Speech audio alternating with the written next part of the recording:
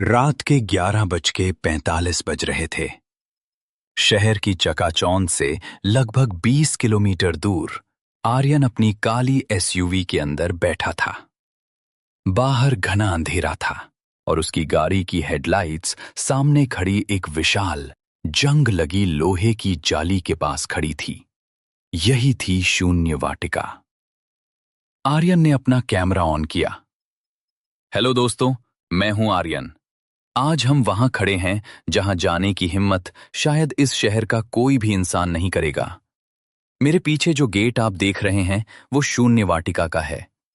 लोग कहते हैं कि यहां 1994 में एक मेला लगा था जिसमें एक रहस्यमयी आग लगी और 50 से ज्यादा बच्चे और लोग मारे गए। तब से ये पार्क बंद है। स्थानीय लोग कहते हैं कि यहां आत्माओं का वास है, लेकिन आप तो जानते ही हैं। आर्यन भूतों में विश्वास नहीं करता। उसने एक व्यंग्यात्मक मुस्कान के साथ कैमरा बंद किया। आर्यन एक मशहूर अर्बन एक्सप्लोरर था। उसके यूट्यूब चैनल पर लाखों सब्सक्राइबर्स थे जो उसे डरावनी और वीरान जगहों पर जाते हुए देखना पसंद करते थे। उसके लिए ये सब बस कंटेंट था। उसने अपनी बैग से कटर निकाला और गेट पर लटके भारी पुराने ताले को काट दिया। जंजीरें भारी आवाज के साथ नीचे गिरीं और सन्नाटे को चीरते हुए एक गूंज पैदा हुई। जैसे ही उसने गेट धक्का दिया, एक अजीब सी ठंडी हवा का झोंका उसके चेहरे से टकराया। हवा में सड़न और पुरानी लोहे की महक थी। पार्क के अंदर झाड़ियां इतनी बढ़ गई थीं कि रास्ता ढूंढना मुश्किल था। सूखे पत्ते उसके पैरों के नीचे चरमरा रहे थे। यहां का तापमान अचानक गिर गया है, आर्यन ने कैमरे में फुसफुसाते हुए कहा। लेकिन ये शायद पेड़ों की घनी छाया की वजह से है। जैसे ही वो पार्क के पुराने फव्वारे के पास पहुंचा, उसे कुछ सुनाई दिया। खी खी खी। आर्यन ठिठक गया। क्या आपने सुना? उसने कैमरे को चारों ओर घुमाया। वो आवाज किसी छोटे बच्चे की खिलखिलाहट जैसी थी। कोई है यहां? आर्यन ने जोर से पूछा। उसका दिल थोड़ा तेज धड़कने लगा था, लेकिन वो इसे रिकॉर्डिंग के लिए एक बेहतरीन मोमेंट मान रहा था। अचानक सन्नाटे में एक और आवाज गूंजी। इस बार ये हंसी नहीं बल्कि भागने की आहट थी, जैसे कोई नंगे पैर सूखी घास पर दौड़ रहा हो। आर्यन ने अपनी शक्तिशाली टॉर्च उस तरफ घुमाई, लेकिन वहां सिर्फ कटीली झाड़ियां थीं। तभी उसके पीछे से एक धीमी फुसफुसाहट आई। यहां खेलोगे? आर्यन झटके से पलटा।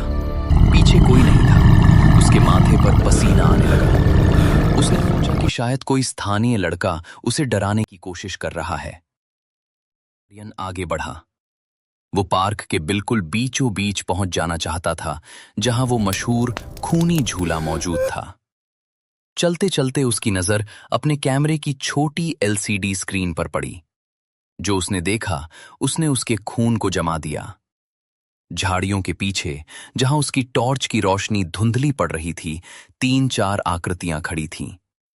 वे इंसानी नहीं लग रही थीं।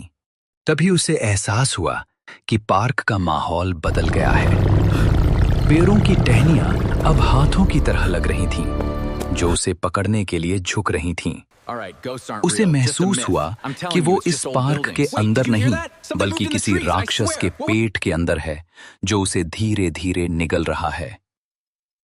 आर्यन ने बदहवासी में अपना कैमरा बैग फेंका और एक पुरानी बेंच पर गिर पड़ा। तभी उसकी टॉर्च की रोशनी जमीन पर पड़ी एक फटी हुई गुड़िया पर पड़ी। वो गुड़िया अध जली थी। अचानक आर्यन के दिमाग में तस्वीरें कौंधने लगीं। उसे चीखें सुनाई देने लगीं। आग की लपटें, बच्चों का रोना और एक आदमी जो गेट पर खड़ा होकर कुल्हाड़ी से जंजीरें लगा रहा था ताकि कोई बाहर न निकल सके। उसे समझ आया कि शून्य वाटिका का नाम शून्य क्यों है। यहां समय रुक गया है। जो लोग यहां मरे थे, वे आज भी उसी दर्द और तड़प में जी रहे हैं, और अब उन्हें एक नया साथी चाहिए था। झूला अचानक रुक गया। हवा में एक भारीपन छा गया। आर्यन ने ऊपर देखा।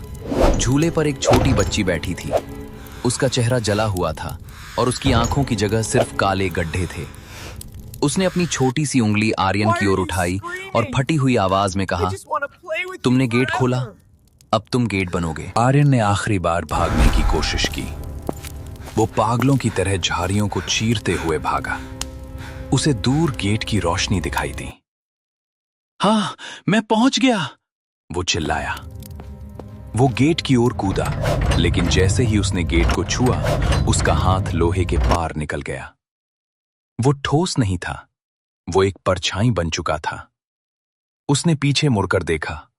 पार्क के बीचों बीच उसका अपना शरीर पड़ा था, आंखें फटी हुई और चेहरा नीले रंग का। उसके हाथ में अभी भी कैमरा था जो रिकॉर्ड कर रहा था। सुबह जब पुलिस और स्थानीय लोग पार्क के पास पहुंचे तो उन्होंने गेट का ताला टूटा हुआ पाया। अंदर आर्यन की गाड़ी खड़ी थी, लेकिन आर्यन का कहीं पता नहीं था। वहां सिर्फ उसका कैमरा मिला। जब पुलिस ने फुटेज देखी तो उसमें सिर्फ 10 मिनट की रिकॉर्डिंग थी। आखिरी सीन में आर्यन कैमरे की तरफ देख रहा था, लेकिन उसका चेहरा धीरे धीरे धुंधला होकर गायब हो रहा था और